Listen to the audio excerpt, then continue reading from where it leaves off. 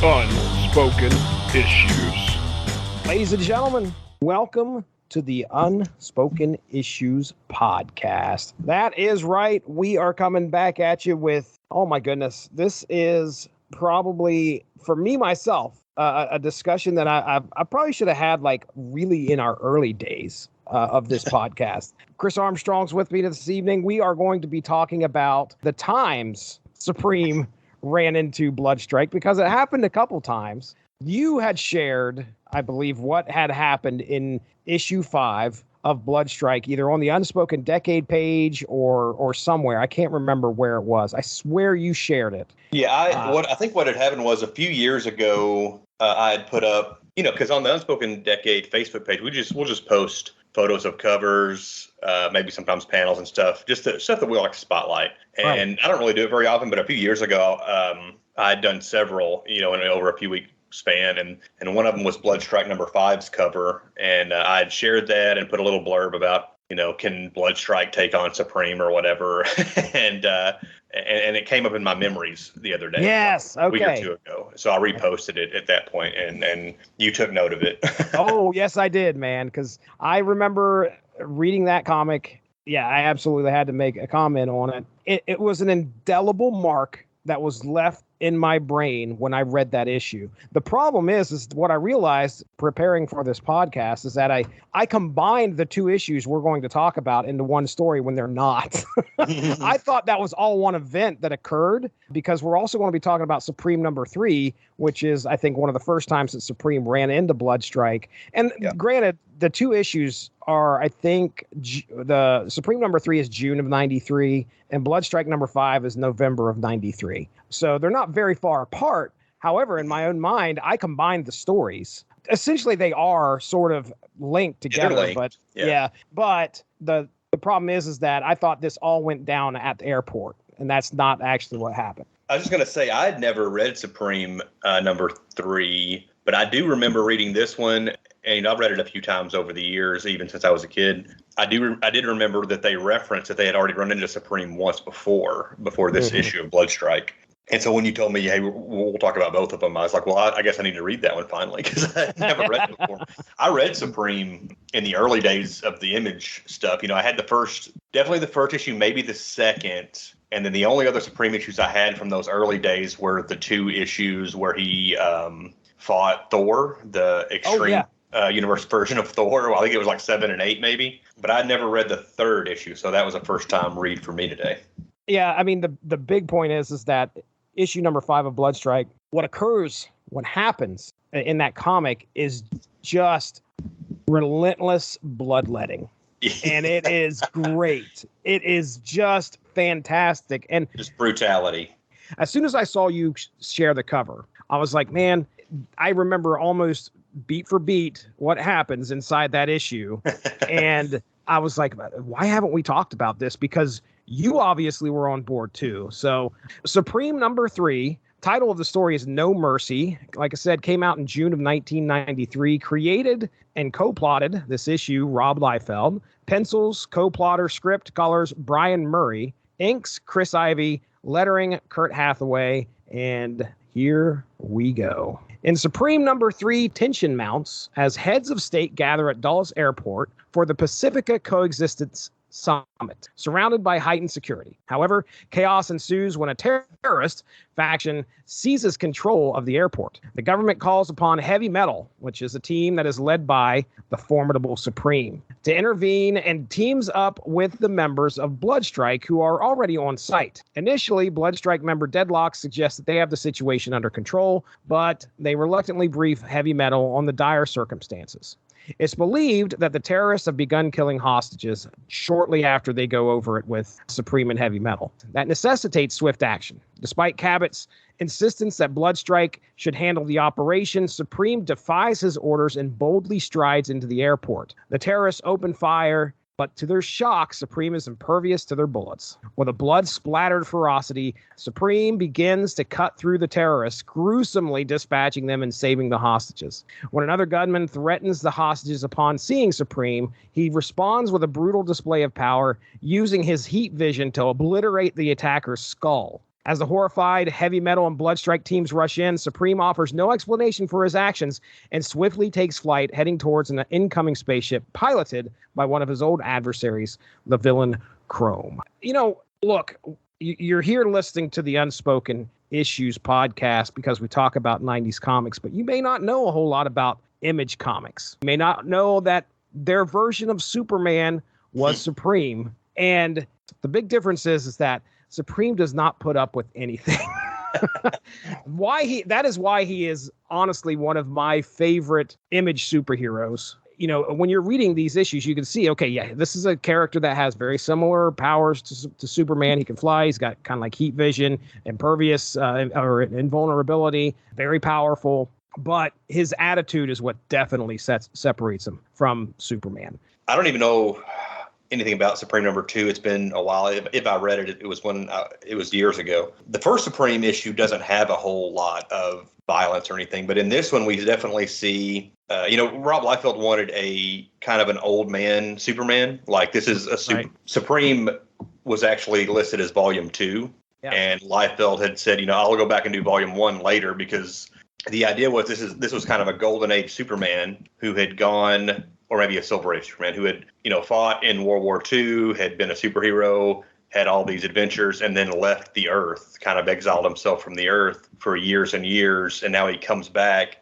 As an older man, got the gray hair, still has the power, and he's got this, 90s gritty edge to him, not afraid to kill, the bad guys. And, he doesn't have any patience for any of the other, superheroics that are going on in these comics. Yeah, I was just kind of scanning through issue 2 here just to kind of see what was going on there. And that's where he first meets up with Heavy Metal. That's an interesting concept, too. Like in the first issue, they introduced Heavy Metal, and it was kind of the government wanting to kind of use them to like team up with Supreme. And he didn't have much of a desire for that, if I remember right. But you kind of see those characters in the first issue of Supreme, and maybe you don't even see them until the second issue. It's hard for me to remember; it's been so long. But I'm looking actually. They've got some cool characters. I'm checking it out to see if they did show up here. I know that. Yeah, it's been a while since I've read the early issues of Supreme. So seeing him like the leader of a team, that was never. You're right. It's a crazy concept because you're used to him just being a loner. He is by himself for a reason because he likes it that way usually. For one, he doesn't really need the help. For most. Yeah, exactly. In most cases, there may be some times he does, but he's so much more powerful than everybody else. It's interesting as you read through Supreme, and again, it's been probably 25 years or so since I've actually read the issues again. But just like Superman, they got to figure out a way to kind of de-escalate his power because he's, if you do have this guy, if this guy runs amok in the Image universe, there's going to be problems. But yeah, at one point he ends up losing his power, and so he starts relying on. You said you read the Thor issues, so I don't know if you remember. He ends up beating Thor, and the only reason he keeps the hammer around, he keeps it as a trophy. And I can't remember if he loses his power before meeting Thor. I don't think he does. But he loses his power after at some point. And so he keeps the hammer around to actually give him power. He keeps Mjolnir around to stay powerful. More and more things happen. And then, of course, Crypt happens at Extreme Sacrifice. And I don't know if you remember seeing those panels. But anyway. I mostly just remember the ads and stuff. I don't know that I've read those. So Crypt ends up messing him up bad. I remember he came back as a younger version of Supreme at one point. Maybe Crypt killed him, and he came back he had black hair, and he was a younger version or something. Right. Maybe he didn't even have memories of being an older man. Yeah, him showing up with Heavy Metal. Heavy Metal in this comic really doesn't do a whole lot here either. I mean, really, it's there's only a couple beats that happen here. Heavy Metal gets called to Dulles Airport. They show up. Bloodstrike gives him a hard time. Supreme goes in and he just cleans house, and that's about it. I mean. And then he takes off, and we got Chrome coming to Earth after that. But one interesting thing I thought early in the issue, there's some government dudes talking about Supreme and talking into Heavy Metal about him, and they kind of reference how the U.S. was or the Allies were likely to win the war anyway, but because we're talking about World War II, Supreme basically won it on his own. He was so powerful, which I thought was kind of an interesting wrinkle. Yeah, I don't have a whole lot else. The art is pretty solid. I'm reading this, I think, same as you are, as a scan online, and The colors are really dark. I wonder if it would look the same. I wonder if that's just a problem with these scans, or if that's just the way it looked. The coloring was just too really dark, and it made some of the panels really muddy and hard to see. But overall, I kind of like the art in it. It's very of the time. But I think his name is Brian Murray. Is that right? The artist's name? Right. Assuming he's the one who designed the alien member of heavy metal, or seemingly the purple guy. I forget his name. Skyraker? Yeah, Skyraker. I really like that costume design. He's got like these weird fins on his face and like a metal plate over kind of over his nose, over his mouth. Just a really interesting costume. I like his suit or whatever. When he starts talking, he's like making mention of a lot of the Rob Liefeld, Youngblood, alien references. Like I think there's a mention about a Catalan. Yeah. There's like Catalans and this, that, and the other. Clearly, he's got some kind of a history within that extreme universe. Heading over to Mike's Amazing World, Brian Murray, his credits start with, looks like in 85, he did an issue for Continuity Comics called Revengers featuring Armor and Silver Streak. You remember Armor for Continuity Comics? I've never read any, but I can remember the covers. I don't. It rings a bell, but I can't place it in my head. Yeah, you go and find a couple covers, you'll be like, oh yeah, I remember you, because I remember the Continuity Comics was like when I would go to the drugstore down here in Marietta. For some reason, they carried Continuity Comics, which maybe they had a larger reach than I realized. You'd think the old drugstore, the old local drugstore would be like, well, get me a Marvel Spider-Mans and the Supermans, but. Right. Not Continuity Comics, where I'm sitting there looking at, like, there were issues of Terminator. They'd carry Terminator comics, and they always had a weird, like, selection of stuff. But I can remember the Armor comics there. I almost was going to say Chrome was a Continuity comic, but I'm looking now, that's Hot Comics. But I had an issue of Chrome that I probably got at a flea market or something when I was a kid. But that's not Continuity Comics, actually. So okay. It looks like after this Continuity comic that he did, he gets some work at DC doing Young All-Stars, and he does like a solid run 1, 2, 3, 4, 5, 6, 8, 9, 10 of Young All-Stars, which I don't recall. That's in 87, and then his credits here on Mike's Amazing World only go to like Supreme number 10. That's in 94. And then he does Rune number 2 in 95, and that's it. He's done. That must have been the Marvel Rune. Yeah, it said Rune number 2, Marvel, 95. When did that happen? When did that acquisition occur? I think it was in early 95, late 94, early 95. Was it? Okay. Yeah, I mean, he was working for Liefeld, so he probably made some pretty good money doing these. And then maybe he just, once the market collapsed, maybe he just got a job in marketing or something. Who knows? That's the way it seems like. Brian Murray. Oh, but he's solid. I like.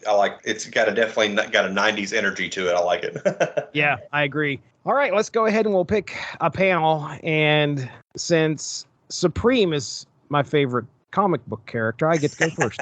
Go for it. All right, so I'm just scanning, just make sure that there isn't anything else here, because I know what the easy one is. And I mean, I get it. I don't know. Okay, there's two, but I'm going. There's the one I'm picking is the one where he is just sticking his arms out and swinging like a tornado, just spinning, chopping. It's just his hands are going through people's faces. Yeah. Like one guy down in this is on, I mean, if you actually have the comic in front of you, down in the lower right-hand corner, you'll see page number 17. And this is the bottom panel. One guy is getting his head, I mean, from the nose, about the nose height, it's being chopped in half. Then there's another guy who's sitting beside him who just happens to be close enough to get like his eyes wiped out by Supreme's fingers. It is gruesome. Yeah. And it's, I mean, just looking at Supreme's face, he is, again, he's not putting up with anything, and he has no mercy when it comes to stuff like this. Like if he believes that you are in the wrong or you are going to do something wrong, it's not like he's going to Boy Scout it up and give you the opportunity to put your gun down. No, you're dead. You've made your decision already. Supreme's made his, and you're going to be at the wrong end of a Supreme tornado, I guess is what we'll call that. So All right, man. What do you got there? I'm going to go a couple pages later. I think this is page 19.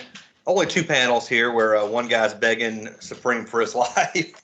And no mercy shown again. It's the bottom panel. He's using his, guess what would be his version of heat vision to blast the guy in the eyes. And, the next page we see the results, which is basically the guy's head exploding. But I like this panel because it really looks like his eyelids have been melted away. Oh, does it ever, man? And it's just his, bare eyeballs getting blasted with this, radiation, heat vision, whatever that is.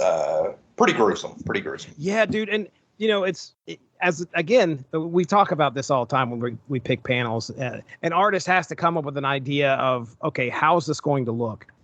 The next panel, okay, I'm going to reference Raiders of the Lost Ark, maybe, because you can see some heads kind of melting and exploding in that or whatever. But in the panel before that, the one that you're picking, the artist has to get across like what is happening to this guy, and you could have went a real, I wouldn't say laid back way, but you could have went a different way, and it wouldn't have looked as impactful.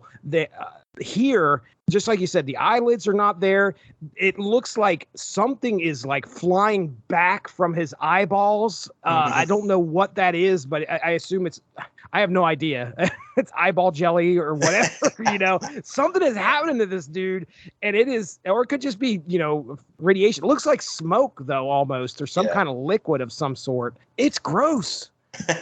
It's gross, but you're right, dude. It's good. The exploding head, it almost looks like maybe he has superheated the guy's brain to a point where it explodes, and it makes his entire head explode. Jeez. I love how, like, the team rushes in. I mean, you got to think about that. This is a team of superhumans that Supreme just left a few panels ago. And I don't think that they were planning on just sitting around there talking like, should we go after him? They probably ran after him. So in those split seconds, this is the carnage that happens. Right. All this happened so quickly. Yeah, they mention in one of the, I'm looking for the panel. Yeah, when he first shows up, it says what follows lasts less than 4 seconds as Supreme becomes a blur of merciless violence. Gosh. So all that happens in a matter of seconds, basically. This is my Supreme, by the way. Kid Supreme can go take a walk. Alan Moore's Supreme. I mean, look, Alan Moore, he's a great writer. I went back and revisited it. I know that if you go back to if you listen to the first 10 episodes, I've probably talked about Alan Moore Supreme at one point because I hated what he did with the character. Yes. I had to pull the knife out of my back. I wrote them a letter. But you've heard this story so many times. Chris is getting bored with it. Trust me. But no, this is my Supreme. This is really what made me go, okay, we're at a different level here. This is a different level of Superman. But the thing is I believe that I read this issue after the second one that we have featured here. But before we get into that, you did a little bit of homework. So anything left, though, unsaid on Supreme number 3? The only other thing on Supreme 3, I had seen this cover before, him kind of facing off with Bloodstrike. I had never noticed until today, he's holding essentially that same terrorist that he evaporated his head. He's holding him by the collar there on the cover, and his head is just a smoking husk. But I'd never noticed that until today when I actually read this issue. Oh, I love it. Yeah, that's all I got for that one. Okay. All right. Well, so yeah, we're going to get into Bloodstrike number 5, which is what brought us to the dance. But you said you did a little bit of homework here by reading the 4th issue, which was, trust me, folks, if you pick up Bloodstrike number 5, you're going to be at a little bit of a shock when you open up the cover and 2 of the members are actually fighting each other. It gets pretty deadly. Kind of ought to know what happened in issue 4. So what did you say occurred? Bloodstrike number 4 and 5 have always been like kind of we were talking about earlier, how Bloodstrike number 5, super violent, super gory, really impactful on, I was 12, 13, when these books came out. And I've always kind of had 4 and 5 linked together in my head because I reread those 2 issues together as kind of a 2-parter a lot when I was a kid. And Bloodstrike number 4 is almost as violent as number 5. And kind of the key premise of issue 4 is like what the characters kind of do on their off time, their downtime. So we kind of see Deadlock.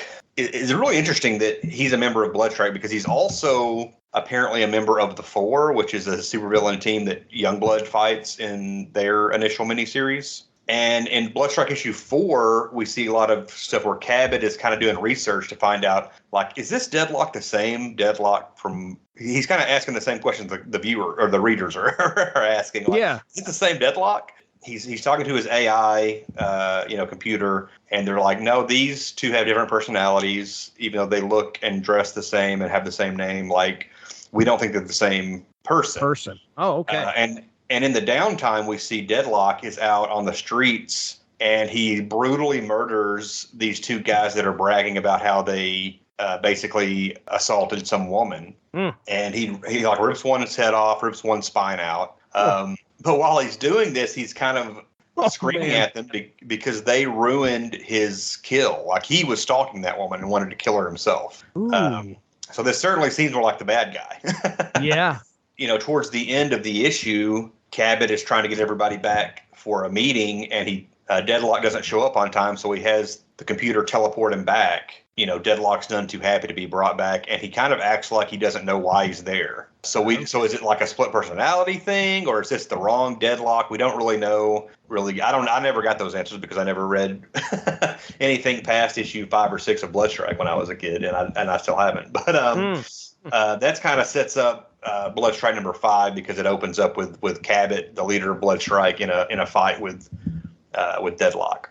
Let's talk about what Bloodstrike is. Sure. The team, before we get into. So I know that Bloodstrike clearly is a team led by Cabbot. Just like you had mentioned, there's a large crossover that happens in issues 1 and 2 with Brigade, which is led by his brother, right? His brother, right? Bloodstone. The Bloodstrike, the first 3 issues of Bloodstrike and the first 3 issues of the second Brigade series, the ongoing series that came after the miniseries, that's a crossover called Blood Brothers, and it's basically Bloodstrike trying to hunt down Brigade, and we find out in that crossover that the leaders, Brigade's leader Battlestone and Bloodstrike's leader Cabbot, are brothers. Okay. And they're both products of this project. I think it's called Project Born Again, which is like a government project that basically reanimates dead soldiers. Yeah. And then I think all of the Bloodstrike characters are members of that program. Like, they're all like basically zombies. They're basically sea soldiers that have been reanimated by the government. Yeah, and when you say zombie, it's in concept itself, it's not like they're not yeah, right. They are brought back to life somehow in some way by this government project. Okay, so we talked about Cabbot Stone. Then we have Foreplay, who, as far as I could tell, doesn't have any powers other than she has 4 arms. She may be a little bit more strong, I guess. Maybe she's probably strong. She wouldn't be on the team if she couldn't handle herself. And she's, maybe it's only because she has the 4 arms, so in order for her to look kind of normal, she has to be big. Yeah. She seems to be tall, taller, bigger than most of the female characters would be. We talked about Deadlock already, who, I mean, really, if you were to draw a parallel between him and Wolverine, you wouldn't be too far off, especially in looks. I mean, the looks kind of remind me of that, the mask a little bit, but yeah, I mean, he doesn't have claws. He's more along the lines of like he's definitely got sharp teeth. I saw a close up of his face. There's some ideas that he might be a vampire too. Okay, all right. Like, that's one of the things that Cabbot kind of is getting info when he's doing the comparison in the previous issue. That's interesting. Then we have Shogun, who essentially is a massive armed to the teeth battle suit. So he has to get in there and pilot it. But that's Shogun. And then we have Tag, who, from what I understand, she's called Tag because if she touches you and she uses her power, you freeze in place. That's Tag. And that is Bloodstrike. So now what we've got to talk about is what happens in this issue.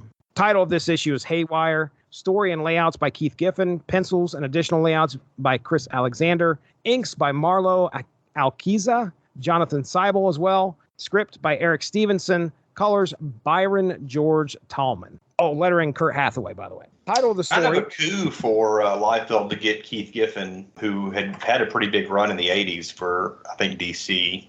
I believe he was the writer of the JLA, the Bwahaha version of the JLA. Oh, okay. He also did Trencher for Image. Let me just go ahead and say, if I haven't been on record here, I swear that I have. What are we at? Like, we're close to episode 100. Right. I hate the way Trencher looked. I remember I own 3 comics that have the Trencher in it. I don't know what possessed me to buy them. I don't know if I was like, okay, this is another Image comic. I guess I was on the bandwagon, but man, I could not stand the way that thing looked. I didn't, I like some of his art on different things because he's an artist and a writer. I didn't like the Trencher art style at all either. Yeah. I never read that book. And he also did an Images of Shadowhawk issue where Trencher guest starred, and that was done in the same style. And yep. Yeah, not a fan of that. Yeah, and the thing is that I think a while back I forced myself to read a couple issues or something like that. The writing's fine, and I think it's fun to read. But could you imagine trying to color his pencils, like try or ink? I mean, coloring would be. I wouldn't know where to start and where to begin. It would be tough. Like, okay, I guess this is part of his shirt. Anyway, I listen. All the love for him, but I just couldn't stand to look at the comic. Go ahead. Yeah, I wasn't a fan of that, specifically the art style. I never really read him, so I don't know. But as far as quality, just reading from his Wikipedia, he is known for his work for DC Comics on their Legion of Superheroes and Justice League titles, as well as for being the co-creator of Lobo and Rocket Records. That's where, yes, Lobo. I was sitting there thinking to myself, I swear he's, somehow related to Lobo in some way. Well, like I said, this issue came in November of 1993. So a deadly and brutal showdown unfolds at the Bloodstrike headquarters. This is how we open the book, folks. We open the book where Deadlock and Cabbot engage in a one-on-one fight that quickly escalates. And they were already engaged as soon as you open up this book, by the way. The intense battle spills through several rooms until Deadlock makes a daring leap at Cabbot. Unflinching, Cabbot confronts him head-on, thrusting his fist through Deadlock's abdomen, putting a gruesome and horrifying end to their conflict. Although Deadlock survives, he's on the ground yelling, but I don't know how he... twitching. I don't know how well he fared. I'm sure he's left horribly wounded and requires immediate medical attention. They take him down to the labs there at Project Born Again. Now, as Cabbot heads down to the lab for his own injuries, which Deadlock took a chunk out of his chest, he definitely appears noticeably on edge and irritable, snapping at those around him. Now, Cabbot soon learns of Bloodstrike's next mission, to apprehend Supreme, who has discovered the terrorist base responsible for the Dulles Airport incident. Cabbot exudes unwavering confidence in the face of this task. En route to confront Supreme, Bloodstrike members Tag and Foreplay discuss Cabbot's attitude and mentally try to prepare for the impending confrontation. Upon arriving at the terrorist headquarters, they find it in ruins, clearly having been attacked before their arrival. Supreme meets the team, and when Cabbot announces their mission to apprehend him, Supreme responds with a fiery blast. Chaos ensues as Shogun unleashes his weaponry, only to have the bullets bounce off Supreme and inadvertently harm his own team members. Supreme swiftly incapacitates Shogun, violently opening his armor and delivering a brutal death blow by burying his hands into his chest cavity. Foreplay attempts to intervene, but Supreme mercilessly disarms her. Now, folks, I'm not even going to say folks. Chris, I had ChatGPT. I threw the notes in there, right? And I say, hey, do me a favor and write me a synopsis for this issue after looking at my notes. And the fact that I did not write disarms her, by the way, that was ChatGPT throwing some humor in there. So anyway, brutally, but Supreme mercilessly disarms her with a vicious swing of his fist. Tag makes an attempt to freeze Supreme in place, but he effortlessly counters by flicking her, and I say flicking her in the forehead, sending her flying. Fueled by rage, Cabbot launches a final assault on Supreme, unloading his weapons. However, Supreme seizes Cabbot by the face, thrusting his fingers into Cabot's eye sockets before punching through his abdomen. As Cabbot struggles to rise, Supreme grabs him, hoists him above his head, and gruesomely breaks his body in half across his knee. In the aftermath, Supreme takes flight, leaving a devastated and traumatized Tag to witness the carnage. She calls for transport to collect her fallen team members and return them back to Project Born Again. Oh my gosh, what an issue. Okay, so it is brutality that happens on these pages. This is the issue, and you picked this, so I want to let you go first, and then I'll kind of follow up here. So what are your thoughts here on Bloodstrike number 5? Well, Well, again, this is one that, like, as a 12, when was the release date on this one? 93. So this has been November of 93. So I turned 13 that summer, essentially. So just 15 a month before this. Mm-hmm. Yeah, 15 for you. So I had seen some violent comics by this time because Image had a lot of that kind of stuff, but like nothing like this. This was another level. And I was just reading it mouth agape, hoping my parents never saw this comic and forbid me to buy, any of these ever again. And mostly it's the Supreme stuff. But even the battle with Deadlock, like you said, he kind of rips Cabot's chest open. Yeah. And then that punch, that's quite a super punch Cabot delivers that basically knocks the spine out of Deadlock's back. Gosh. Pretty intense. I did get kind of a kick out of Cabot thinking so little of Supreme. Oh, yeah. He basically is like, this guy's an old man. He's not going to be an issue. Like, I don't even know why we're bothering. They should have sent Youngblood to deal with this. Yeah. Interestingly, Youngblood had already gotten handled pretty much by Supreme. Not as violently as this, but Supreme kind of had a little fight with Youngblood in his first issue where they specifically Die Hard had a big confrontation that he got the lesser of. I love some of the lines that Supreme has. Like when they show up and once it's clear that a fight is about to take place and Shogun kind of unleashes some firepower and Supreme just says, if that contraption you're wearing turns into some form of transportation, I'd advise you to use that function to retreat. But of course he doesn't have time to do that. The best line he's got is as he's about to crush Cabot's face, he says, I hope you've seen the light because it's going out. And then my gosh. Then he shoves his fingers in his eye sockets and punches his guts out of his back, basically. Yeah, just ridiculously brutal.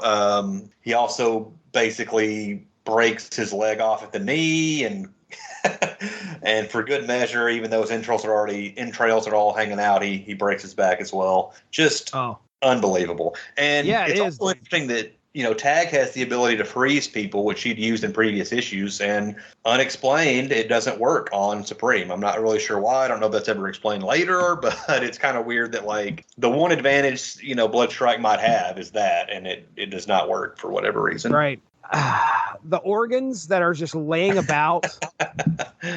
I mean, you can be like, that's the dude's liver. That looks like some intestines there. I mean, the point in which he swings at foreplay. Yeah. And he just swings his fist, and I assume it's just because of how fast he swung through it. It just rips her two arms off her left side of the body, basically from right above the elbow off. But it doesn't just stop there. Pieces of her hand are flying toward the reader, and they're like, you can see the bones inside her fingers, and individual fingers are flying off of her hand, and oh my gosh, man! And the layouts are by Keith Giffen. The pencils are Chris Alexander, and not exceptional art, but perfect for this book. And he really does a good job of showing the grotesque results of Supreme. And a few times, and it's probably maybe more of a colorist thing, there's a little, I wouldn't say there's too much blood, because I'm sure there would be a ton. But, oh yeah, dude. There's especially the panel where Cabot says to him, I'll see you in hell. This is after he's had his face crushed, so he's got no eyes in his eye sockets, and there's just, his mouth is open, and blood is just pouring out of his open mouth and open wounds on his face. Man, I'll go ahead. I'm just going to tell you right now, that's my panel, by the way. That is my panel of this book, is him there's 3 panels in that sequence. And when Supreme releases him after putting his hand in his face, and then that should be it. But no, Cabot gets up and Supreme's like, you still move? And he has enough balls to say, I'll see you in hell, after he's been fucked up beyond belief with this. Right. I mean, with Supreme, dude, it is icing on this cake. It is the cherry on this sundae for me to just kind of see that. And there is so much, but it's a small panel, but it's just him getting up saying, "I'll see you in hell," through the blood that is just, I mean, it's disgusting. It's something I'd never want to see in a movie. Because I would probably be like, "Oh man, Armstrong would probably enjoy this, but I got to turn this TV off right now." There's just, it's just, it's disgusting. You got to think about this. This is Bloodstrike's comic. Right. And Supreme showed up, and I said this last night when we were in the chat, dude, if this was a Marvel comic, which it definitely isn't, these teams are going to scuffle. They're going to see the error of their ways, or somebody's going to come to an understanding. Yeah. And they're going to see themselves off and go their separate ways. But no, this team book just met one of the most horrifying ends I've ever seen a team meet in their own book. And I'm sure there's some pretty bad stuff out there, but they got decimated. Yeah. And Supreme just shows up in their own comic in Rex's house. And it's great, dude. I'm 15. I'm reading this and I was like, well, why would I want to go back to Marvel? Well, I'm 15. I mean, I should have known they had some good writing over there. However, folks, you aren't getting this on the page. If it is, it's implied. And when Marvel started pushing the envelope with it was way too late for me to be like, well, you guys missed the boat. Image has done this already. And yeah, Image had some pretty violent stuff. Like, Shadowhawk was breaking people's backs. Mm-hmm. Even in the first issue of Youngblood, Sci-Fi, or one of their telepathic or telekinetic character, there was a Saddam Hussein stand-in, that they blew. He basically made the guy's head explode, but that was kind of off panel. You didn't really see it. I remember we talked about that issue. I think we did that actually on an episode. In this one, it's just like, no, we're going to show you the whole thing. Yeah, it was in your face. It was nonstop. This was a Supreme that nobody had an answer for.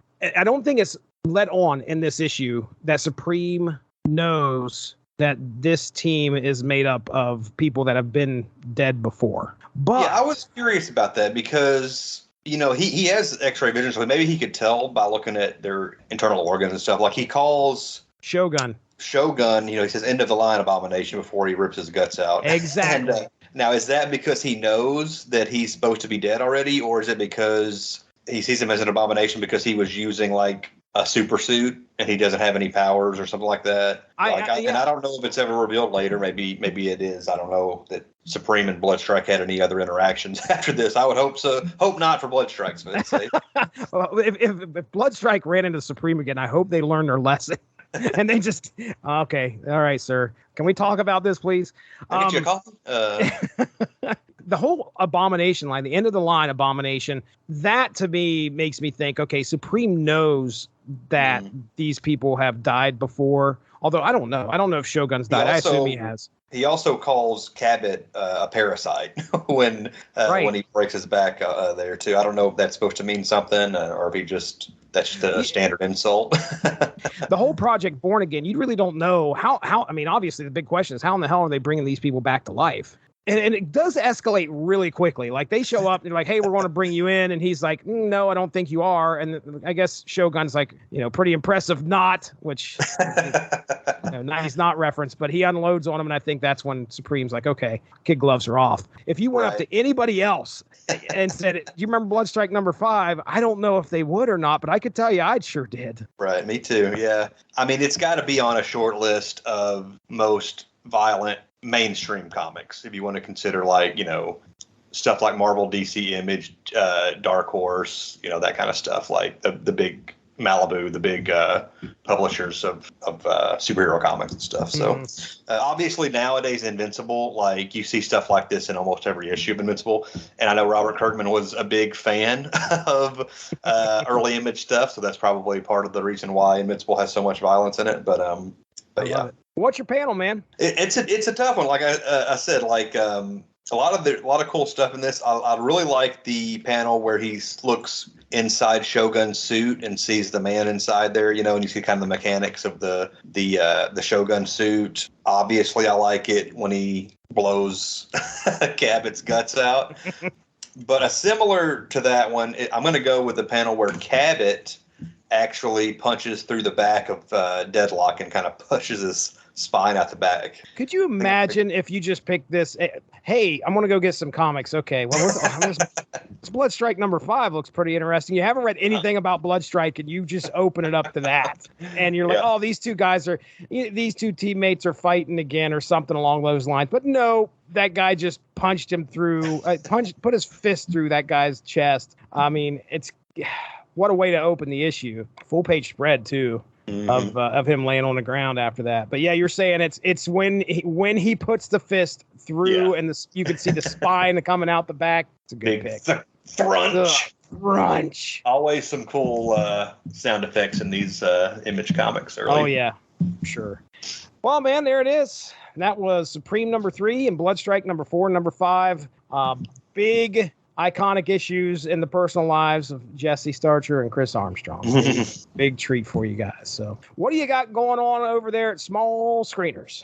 Yeah, I also do another podcast with my buddy AJ where we do it's called Small Screeners. We talk about direct-to-video and made-for-TV movies. As of this recording, I'm not sure when this is going to come out, but we're heading into October here pretty soon, spooky season. So that's right. I think we're going to cover the 2 made-for-video Phantasm sequels, Phantasm 3 and 4, in October. And we're also going to do a bonus episode on horror anthologies. And actually, before that, I'm going to have my buddy Jesse here. That's me. We're going to join us for a crossover where we talk about Justice League, The New Frontier, the comic book, and the direct-to-video animated movie they did in, I think, 2009 or 10, somewhere in there.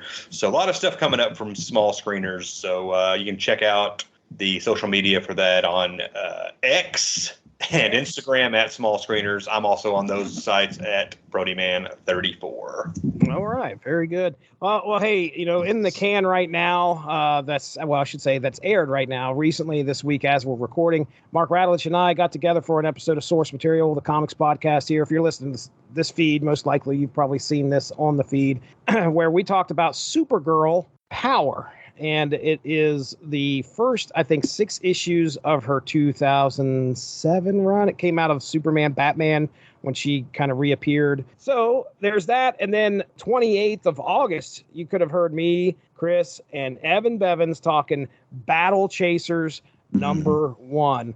That was a fun book. So did you go grab the newest issue? I did. Yep.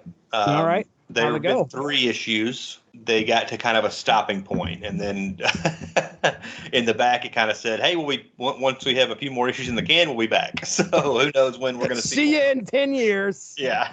Oh, geez. But pretty cool continuation. I like the new Battle Chasers. It's not the same as Joe Mad on the art, and like it's weird that like the original Battle Chasers came out in the late '90s, early 2000s, and now the new one is like, I don't know about necessarily R-rated because there's no like nudity in it, but there's like people dropping F-bombs and stuff, and it's like, ooh, I don't mind that in most comics. Like if you've already established one tone, right, like in the first a bit jarring. Run, it's weird that these characters. It's kind of like when Wolverine and the Professor X started dropping F-bombs into Logan. It's like, why are they doing this now when they were? It's a little unnecessary. We know you're rated R. You don't have to be rated R that way. Come on. But yeah, it's a cool book. All right. One more thing. By the time this comes out, most likely I'll have up a new look at Bloodstrike on the UnspokenDecade.com. You always want to check out that for some 90s goodness. And I did a little essay on Blood Brothers, which was the Brigade Bloodstrike crossover. So you can see a little more Bloodstrike info on UnspokenDecade.com. All right, that's Chris Armstrong over there. I'm Jesse Starcher. Thanks for joining us. We'll talk to you soon. Have a good one. Bye-bye. Thanks for joining us Unspoken Issues is part of the UnspokenDecade.com, the home for 90s comics, blogs, and podcasts. Unspoken Issues also has a Facebook group you can join if you are interested. Just search the Unspoken Issues podcast and request to join. All of this would not be possible without W2Mnet.com and the Rattlich and Broadcasting Network, so make sure to seek them out for more podcasts. If you enjoyed what you heard today, please feel free to share, and we look forward to entertaining you again soon.